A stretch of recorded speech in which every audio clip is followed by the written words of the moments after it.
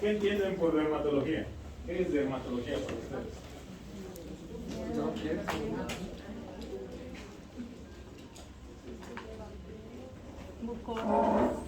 Si lo descomponemos sencillamente en semiología, dermato, piel, logía, logos, estudio, ¿no ve? Estudio de la piel. Actualmente se podría decir esa definición cambió. La dermatología es el estudio, diagnóstico y tratamiento de patologías de la piel. Otra forma de definirlo. ¿Por qué se le ha aumentado diagnóstico y tratamiento? Ustedes como médicos generales tienen que actuar en el primer paso ante ciertas patologías. Esto para que el especialista evidentemente pueda actuar de mejor manera ya con un diagnóstico previo. En la actualidad se ha visto que la mayoría de los pacientes presentan dermatosis. ¿Alguien sabe qué es dermatosis?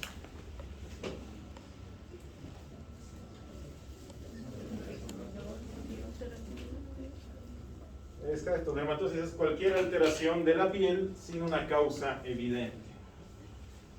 En ese sentido, una dermatitis, su mismo nombre lo dice, inflamación de la piel. Aquí vamos a ver un montón de dermatosis.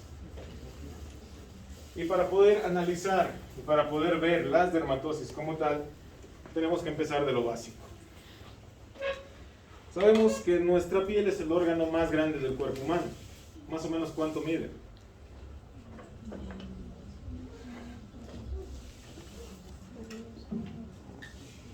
Vamos, colegas, fisiología. ¿Cuánto mide y qué funciones tiene? Función de protección. Una, tiene 7 funciones, ¿cuáles son? Entre la protección. Control de la temperatura 2, ¿qué más? Síntesis de vitamina D. Muy bien, por el sol 3. ¿Qué más? Regulación electrolítica 4. 5. Protección inmunitaria 6. En resumen, relación con el medio ambiente, protección, regulación de la electrolítica, modulación de la temperatura, vigilancia inmunológica y síntesis de la vitamina D. Si nosotros vamos relacionando, relación con el medio ambiente, ¿cómo interviene entonces la piel? ¿Sensibilidad? No necesariamente. Cuando hablamos de relación con el medio ambiente ¿qué tiene generalmente? Un montón de factores infecciosos. Entonces, al actuar como una relación con el medio ambiente, el cuerpo trata de tener una homeostasis, un equilibrio, ¿verdad? Que la piel también se encarga de generar. No solamente es un factor interno intrínseco, sino que también lo ocasiona la piel. Protección, porque funciona como barrera. Básicamente esta barrera impidiendo que esos agentes externos ingresen a nuestro organismo. A menos que tengamos heridas, fisuras o cualquier lesión a nivel de la piel, estos ingresan. Regulación hidroelectrolítica, ¿cómo lo realiza la piel? La sudoración. A medida que más transpiramos, vamos regularizando. Modulación de la temperatura. Generalmente, ¿cuánto es la temperatura normal? 36,5 a 37,5. Si hablamos justamente de hipertermia, ¿cuánto sería?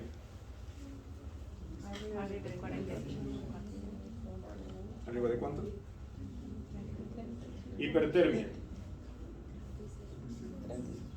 38.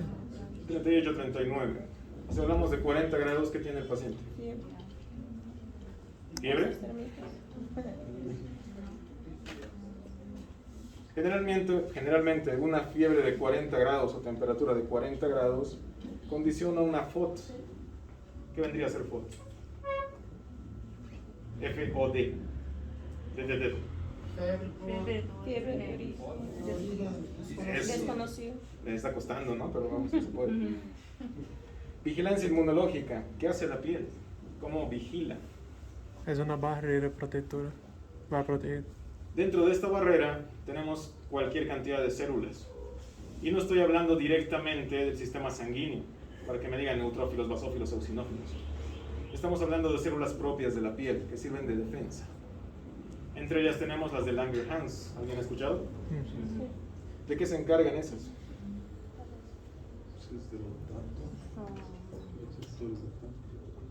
¿Las de Langerhans? Son presentadores. Presentadoras, exactamente. Entonces, cuando un agente externo quiere ingresar, estas células captan al agente externo, lo van y lo presentan con ¿qué células? Macrófago. ¿Qué sucede? Que defiende, exactamente. Y la síntesis de la vitamina D. ¿De dónde viene la vitamina D? Del sol. Actualmente hay estudios que demuestran que una exposición prolongada a lo que es el sol causa diferentes dermatosis. Entre ellas la más importante, el CA de piel. Entonces, la síntesis de la vitamina D se produce generalmente hasta un determinado conteo de vitamina D. Posteriormente, esta vitamina D ya no es sintetizada por la piel. ¿Y qué sucede? Estos rayos ultravioleta se almacenan a nivel celular. Y es como ocurre con todos los médicos. Ustedes van a ser mis colegas pronto, y todo paciente que atiendan con una carga viral, bacteriológica, fúngica, ustedes van a recibir una carga por sí mismos.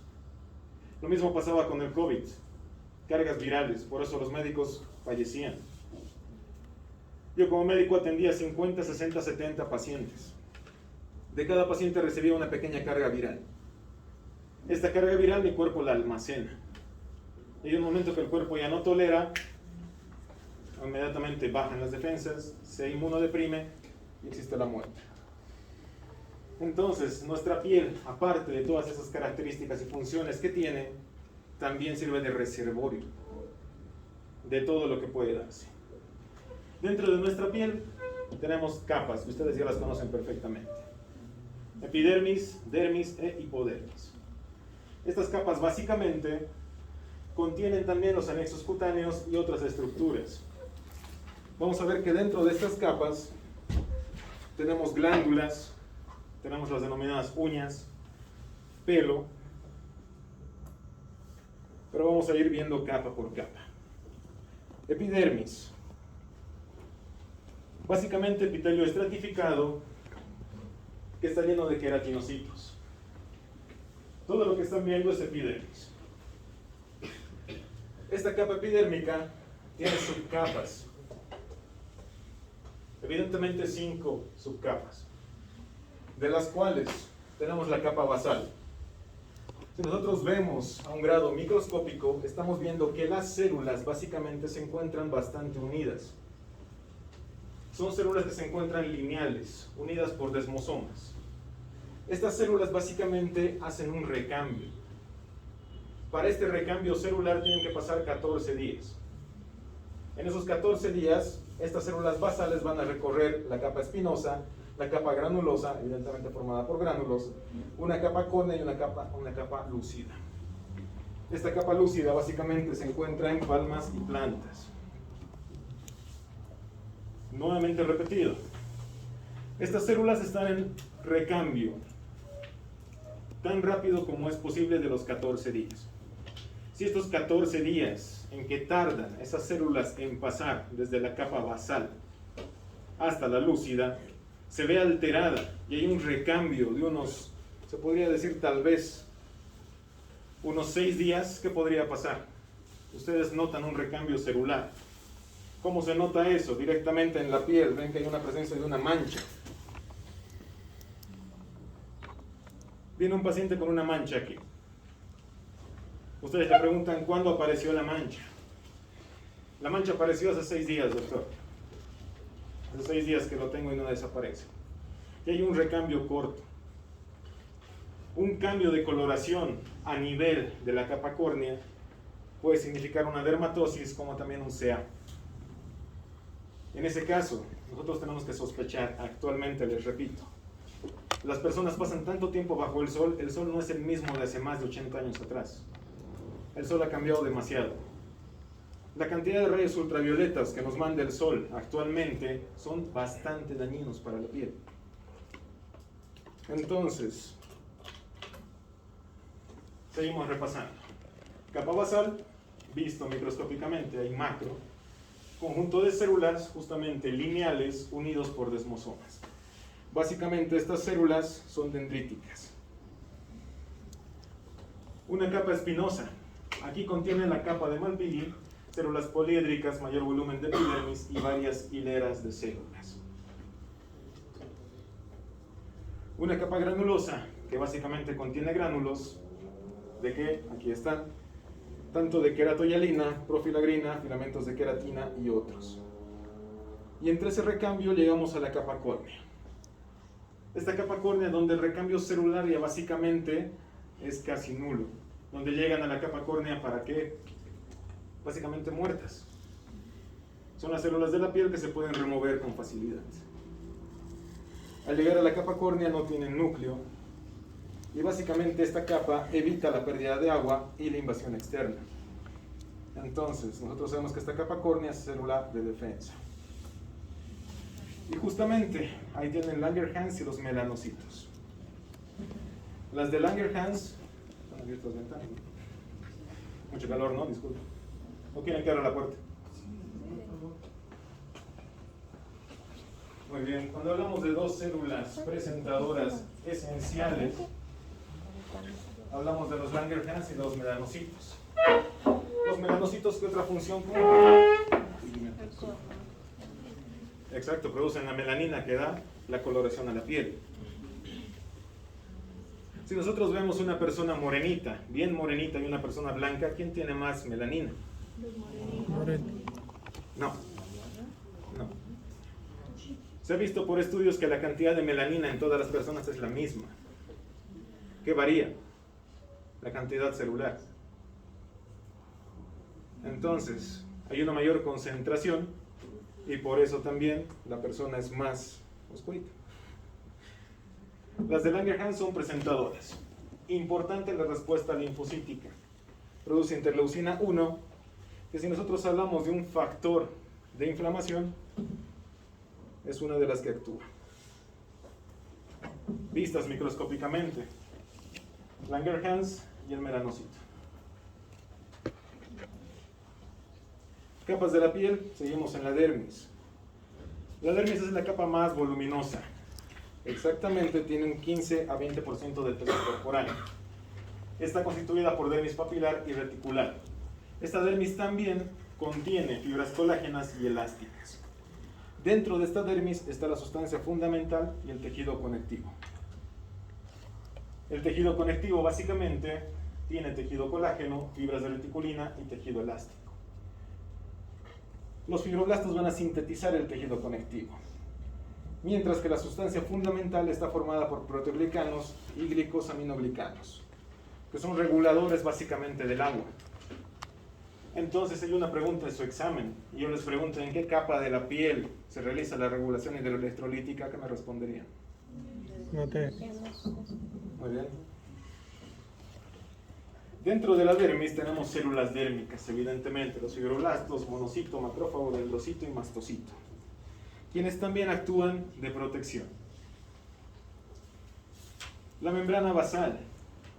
Básicamente la membrana basal contiene toda la irrigación a nivel de la piel. Es importante en la cicatrización de las heridas porque, como nosotros sabemos, la capa basal contiene nuevamente todas las células y el recambio. Si yo sufro una herida o una cortadura en esta región, básicamente el recambio tiene que venir desde la basal. Por eso es que la cicatrización en algunas personas dura igualmente hasta 14 días, si nos han preguntado eso. En otras personas dura menos. ¿Y esto por qué?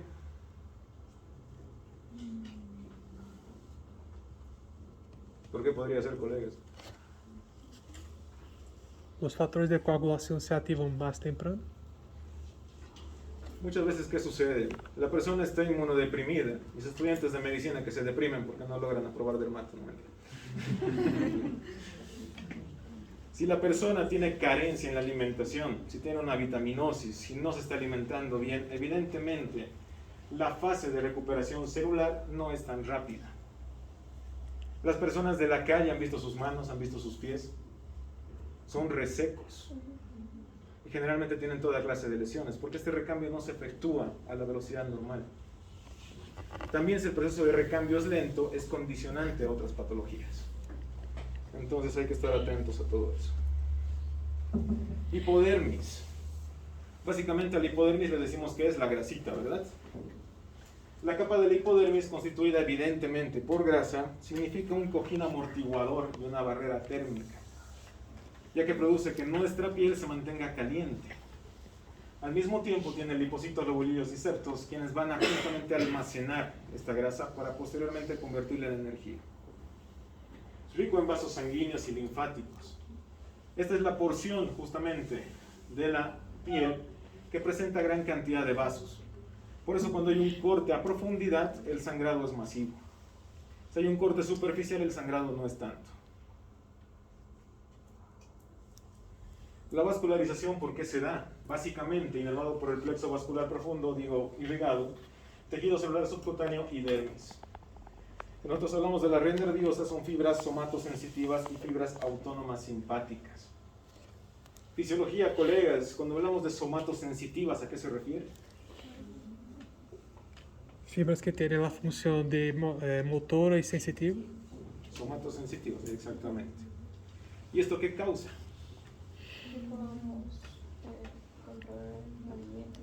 Cuando lesiona, va a comprometer el movimiento y la sensitividad de la región.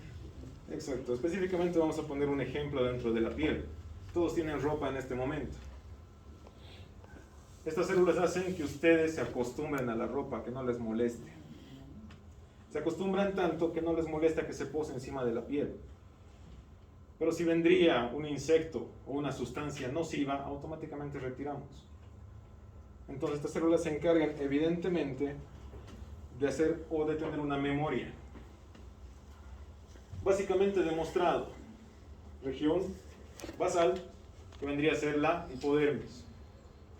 Dermis, epidermis. Entonces aquí vemos cómo van los vasos.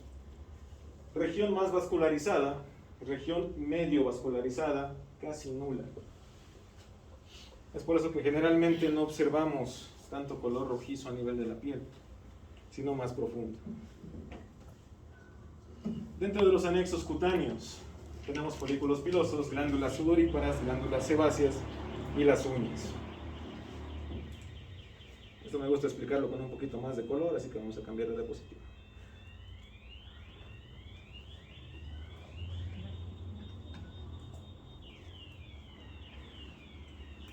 Para que no se duerman los que están cansados ahí atrás.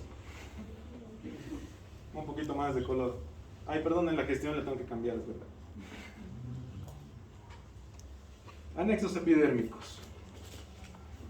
Cuando hablamos de los anexos, los ya antes mencionados, tenemos que saber diferenciarlos. Ese bostezo está muy bien, me va a dar sueño. Tenemos glándulas, justamente, que algunas son de secreción libre y otras tienen secreción olorosa. Vamos a ver que tenemos las epocrinas y las ecrinas. En ese sentido, las ecrinas, secreción clara, están en casi en todo el cuerpo. ¿Y las apocrinas dónde las encontramos entonces? En las axilas. Axilas, ¿qué más? En el pie. En los pies, ¿dónde más? Pezones, ingles. Ombligo, correcto. Ahí está.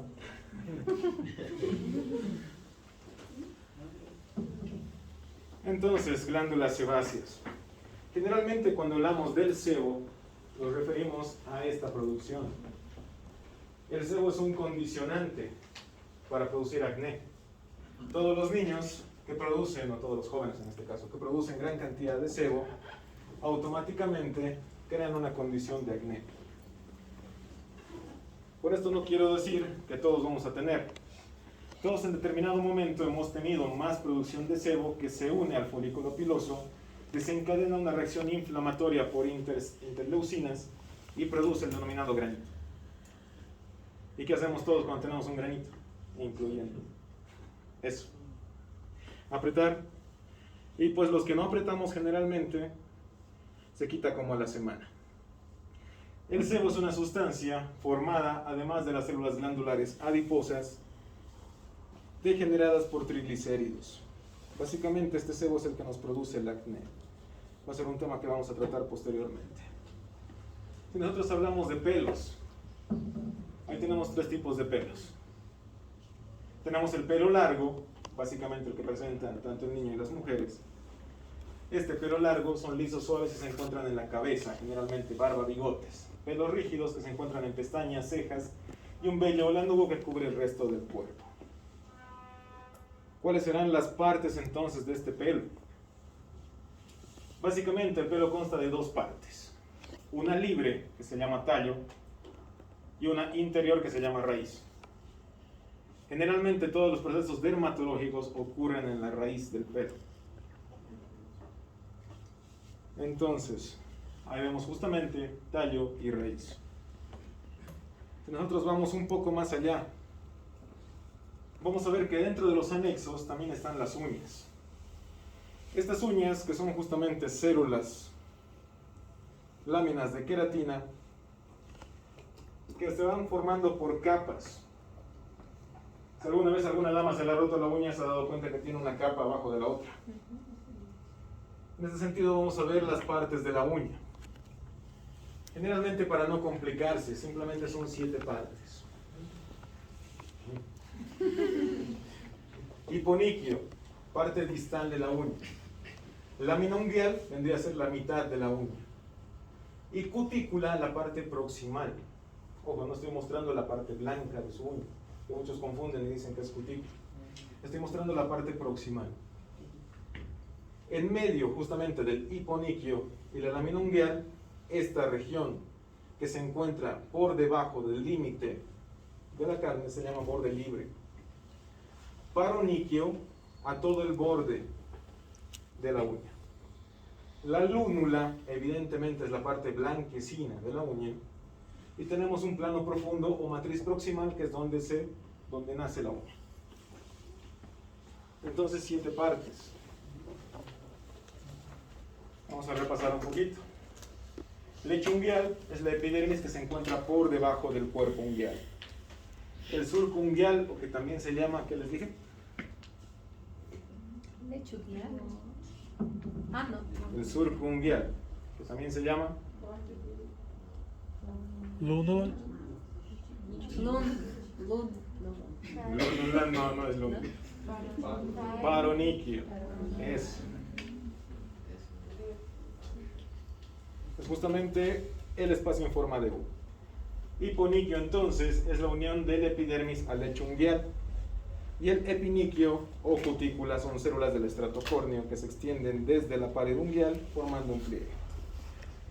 Cuando nosotros hablamos ya de lo normal, tenemos que aprender lo patológico, como siempre en medicina.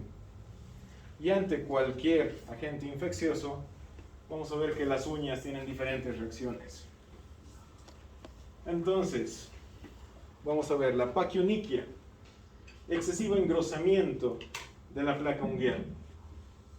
Como les mencioné, las uñas vienen capa por capa, y si estas capas empiezan a engrosar, evidentemente degeneran la forma normal de la uña. Paroniquia, inflamación alrededor de la uña. Solamente que aquí tenemos una variación. ¿Cuál será? Aquí presenta pus. Onicolisis, separación de la uña del lecho unguial. ¿En caso de qué patologías vemos la onicolisis? Hongo. Eso, hongos. ¿Por qué? Porque generalmente el borde distal, al verse con la presencia de un hongo, se levanta. Y el hongo se va a introducir al lecho unguial, motivo por el cual se produce evidentemente una infección fúngica. Leuconiquia, que su mismo nombre lo dice, uñas blancas. Onicoatrofia. ¿Por qué se produce la onicoatrofia? ¿Quién sabe?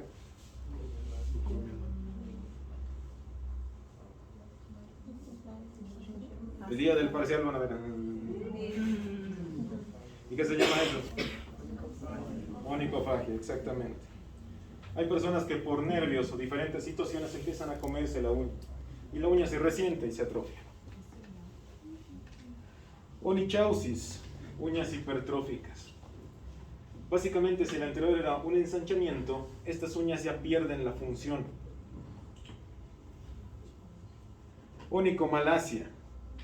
Aquí vemos justamente las uñas blandas. ¿Alguna vez han visto algún paciente así con uñas blancas y blancas? Generalmente por vitaminosis, un paciente que no se alimenta bien, un paciente que no consume justamente los nutrientes necesarios, tiene esta clase de uñas. Onicogrifosis, o las uñas hipertróficas. Vean cómo es el crecimiento de anormal. La onicosquicia, separación de la uña por capas. Igualmente por presencia fúngica puede darse eso. Onicorexis, notan estas líneas. Entonces, son las estriaciones longitudinales que aparecen a nivel del lecho unguial. ¿Por qué podríamos sospechar de una onicorexis? Actualmente el estado de estrés produce en las personas eso.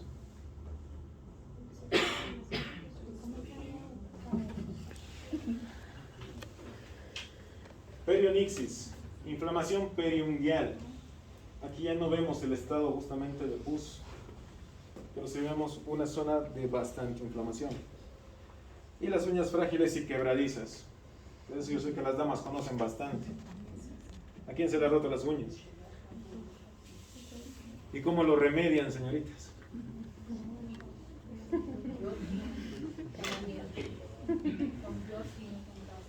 Con biotina. ¿Y dónde encontramos la biotina? Si viene mi paciente, en la farmacia. A ver, un poquito más de la forma médica, doctores.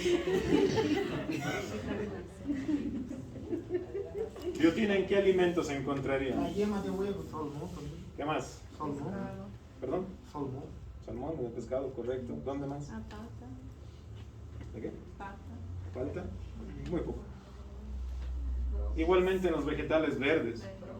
Los que consumen espinaca, los que consumen brócoli, los que consumen, qué sé yo, todo lo verde, igual tiene gran cantidad de biotina. Para evitar decirle a su paciente, vaya a la farmacia, señora, y compre biotina. De todas maneras, otro método convencional que utilizan las damas, su barniz de uñas. Eso empieza a endurecer la uña y le ayuda justamente. ¿El qué, doctor? Barniz de uñas.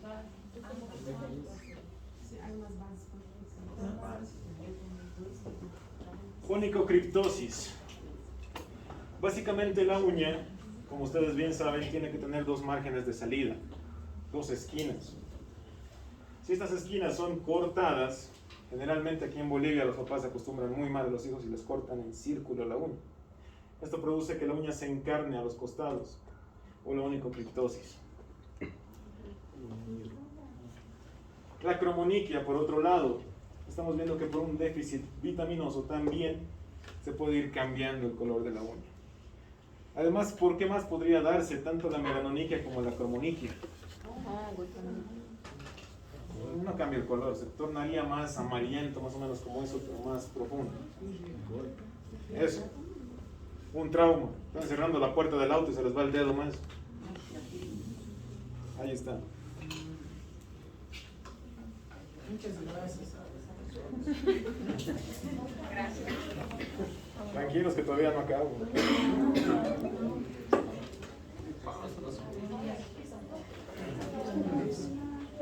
Además aprovechen que estos temas son cortos, los que se vienen ya son más complicados.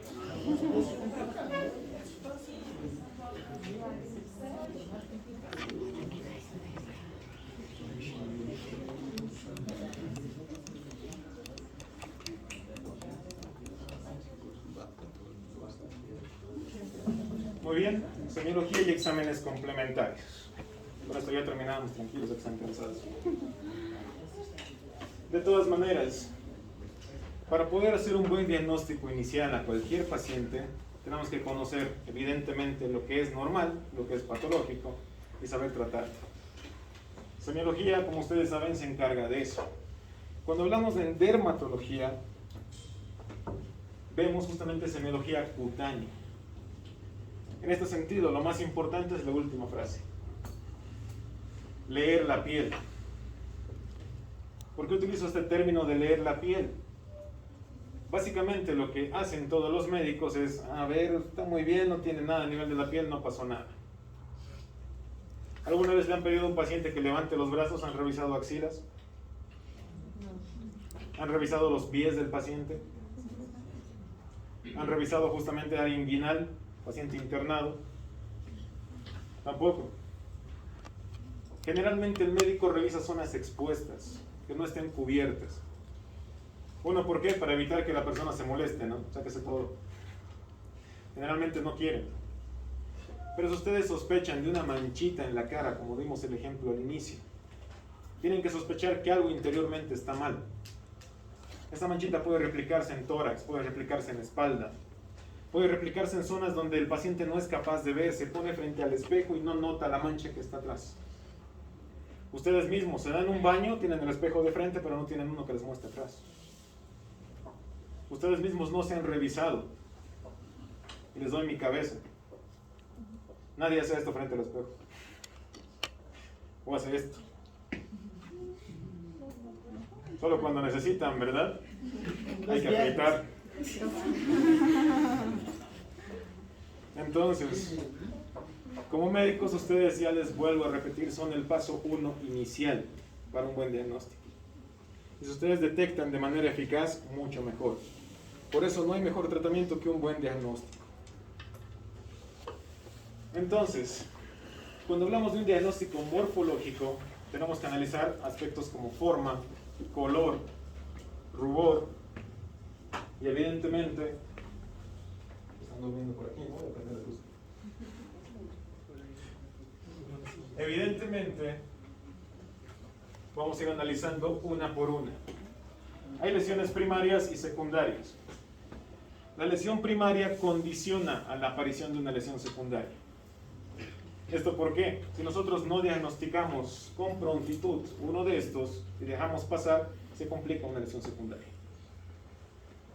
Dentro de las lesiones primarias, esta clase generalmente de lesiones primarias y secundarias la doy una clase entera. ¿Por qué? Porque hay que saber definiciones. Hay que saber diferencias. Yo les puedo preguntar diferencia entre pápula y placa.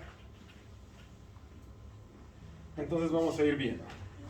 Entre lesiones primarias tenemos mácula, pápula, placa, nódulo, tumor, roncha, vesícula, pústula, ampolla, fluctema, escama. Entre lesiones secundarias, fisura, escoriación, exafelación, costra, atrofia, cicatriz y quiste. Para ver un poquito.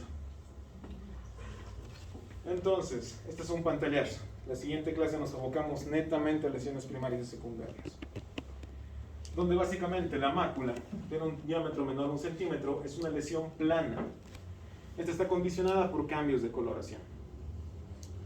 El ejemplo más claro, el léntigo solar.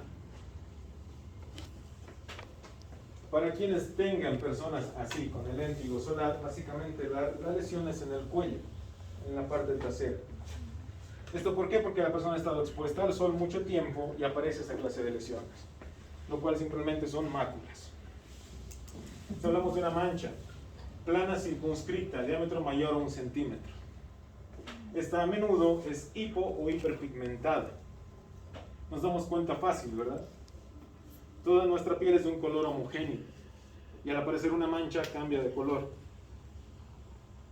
La pápula es una lesión elevada circunscrita, diámetro menor a 1 centímetro, elevación debida justamente al grosor del epidermis. Evidentemente los ejemplos ahí están. La aparición de manchas como en el vitiligo y la aparición de pápulas como en queratosis seborreica. Si hablamos de placa, elevación debida al mayor grosor del epidermis. Básicamente es la misma definición anterior, ¿verdad? ¿Cuál sería la diferencia entre pápula y placa?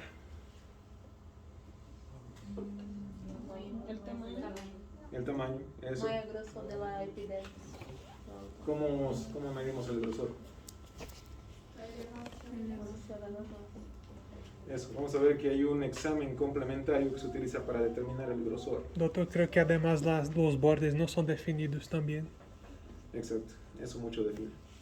Uno, que la placa sí es definido, y será que justamente la pápula sí. Tarea para la casa. Siguiente clase, estudiando lesiones primarias y secundarias. Nosotros hablamos de nódulo. Volumen mayor que la pápula, pero directamente es una masa más voluminosa que aparece por debajo de la piel. ¿Y dónde identificamos nódulos? Allá tienen una zona muy... ¿Dónde tenemos nódulos, colegas? Los Los nódulos. ganglios, si lo queremos. Exacto. Todas las zonas donde presenten presencia de ganglios pueden aparecer nódulos.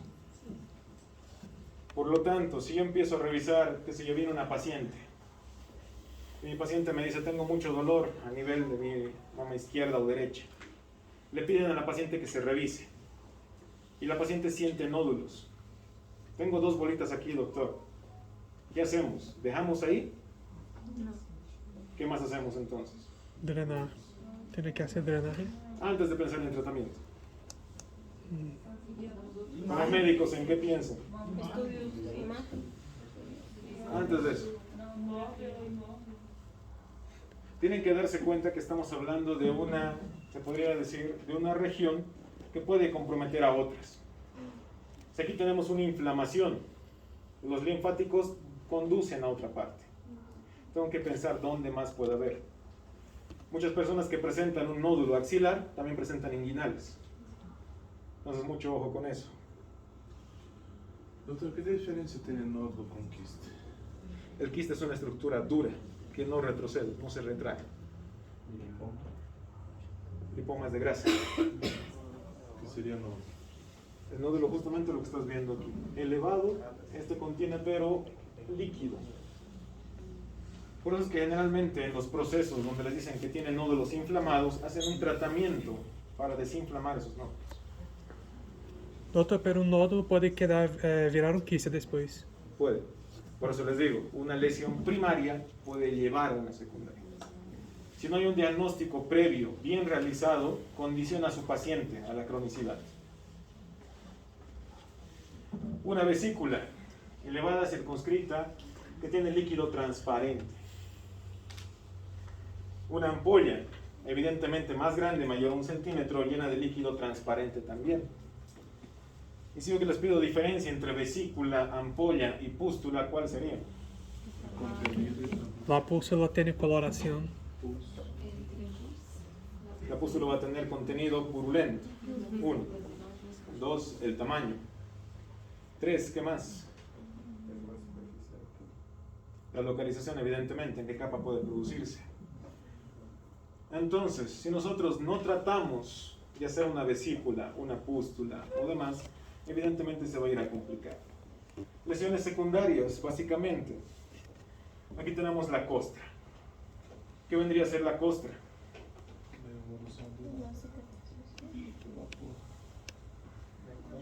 En realidad la costra es cuando se tiran una caída, se raspan todo y empieza a salir ¿qué? Es una desecación de suero, sangre o pus sobre la superficie de la piel. Entonces vemos un acúmulo, eso vendría a ser una costra. Escama. La escama básicamente es una hiperkeratosis. Esta. ¿En qué procesos vemos una hiperkeratosis?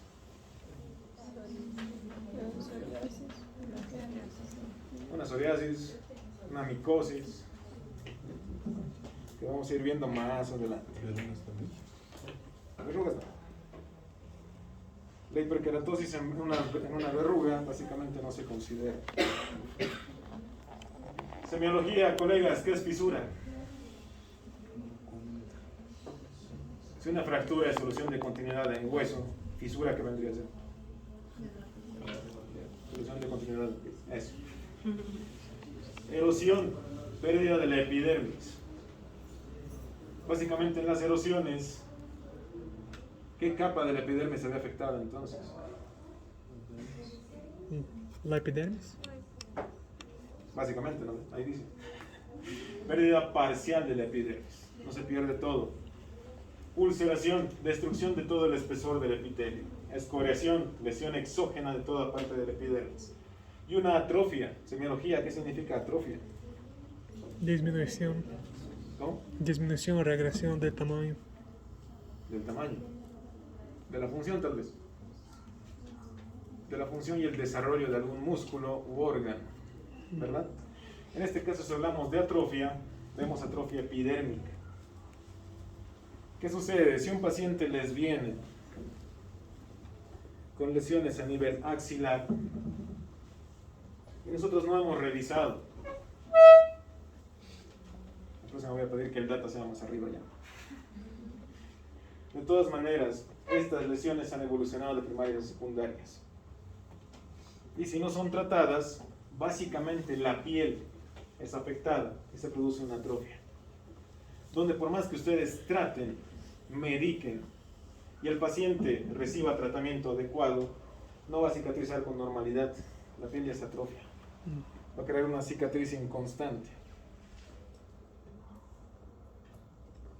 Entonces, vamos a ir identificando. ¿Qué vendría a ser eso? Vitiligo. Vitiligo, ¿por qué? Porque manchas. Hay manchas. ¿Y qué condiciona el vitiligo entonces? Una mancha. Producción de melanina. Por eso suceden las manchas. Muy bien. ¿Qué tenemos aquí? ¿Una micosis? Parece una atrofia. No, tampoco es atrofia. Es una ronchita. Una roncha. ¿Qué vendrá a ser eso en la oreja de la pobre señora? Me preguntaste la diferencia entre nódulo y quiste. ¿Eso es un nódulo o un quiste? No, no. Quiste. Quiste. Exactamente. Uno, ¿por qué? Consistencia dura. Y puede llamar de tumor igual, doctor, porque no se puede describir con ninguno de las otras. Vamos a ir viendo más adelante el tema de tumores. Vamos a ir viendo cuánto tiene que tener de diámetro, cómo es la consistencia, la coloración. Generalmente un tumor está bastante irrigado, por eso la coloración no es negruzca. El tumor presenta gran variedad de vasos. ¿Y eso?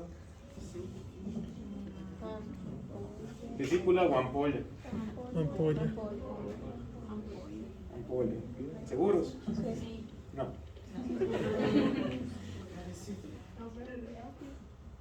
Esto es una ampolla. El contenido. Contenido, diámetro. Qual é a diferença, então, doutor, de ampolha para fictema? El flictema como tal es más grande también, ocupa más de 5 centímetros. Pero el contenido es líquido también. Exacto, pero es más ceroso, cero purulento. Aquí, pústula, muy bien. Aquí al pobre niño. Parece placas. Exactamente, placas. ¿Y aquí? Costra, no, aquí no tiene costra. Vesículas. Muy bien. El diagnóstico morfológico, por lo tanto, es importante analizar los patrones, tanto de forma, definición, bordes, si presenta cambios de coloración, y por lo tanto vamos a tener una clase para hablar de todo esto. Muchas veces cuando hablamos de este tipo de lesiones tienen patrones de cómo se diferencia una lesión de otra. Doutor, e naquela foto que hablamos que era uma ampolha que não era ampolha, era o quê? Vesícula. Ah, vesícula, está bem, graças. Entonces, análisis dependiendo de su localización y distribución en el cuerpo, haciendo un diagnóstico topográfico. ¿Esto porque si le encuentro una lesión a nivel axilar, qué voy a pensar? Si le encuentro una lesión a nivel inguinal, ¿qué voy a pensar? Si le encuentro una lesión a nivel bucal, ¿qué voy a pensar? La topografía es muy importante porque si ustedes tienen una idea de dónde o qué pueden encontrar, qué bacterias afectan la boca, qué estructuras se ven afectadas a nivel axilar, qué compromete, Ahí es una unión de todo su conocimiento médico. Entonces, una dermatosis, vamos a ver. Si se presenta en cara y cuero cabelludo, puede ser dermatitis seborreica o alopecia. En tronco, una pityriasis versicolor. En extremidades, una dermatitis atópica. En genitales y perineum, una candidiasis. En palmo plantares, verrugas. Y en lactante, una dermatitis de pañal. Entonces, básicamente, ustedes ya deberían saber y tratar de identificar por la localización de cualquier lesión qué posible dermatosis tenemos. Y lo vamos a hacer terminando el curso, no se preocupen. Exámenes complementarios. Hay métodos clínicos, como los lentes. Estos lentes son divergentes y convergentes. Nos permiten ver a través de la lesión o ver hasta qué grado de la piel está afectando. El dermatoscopio es un aparatito de este tamaño, se los voy a mostrar en foto en la siguiente clase, que nos sirve para diferenciar también y medir el grado de espesor de las lesiones. El dermoscan, la diascopía y la luz de Wood son métodos complementarios que también ayudan a diagnóstico. Entre los métodos de laboratorio, el examen directo, el método de campo oscuro, cultivos, serologías, justamente las de parche, citodiagnóstico y biopsia son métodos de diagnóstico para diferentes dermatosis. Entonces espero hayan entendido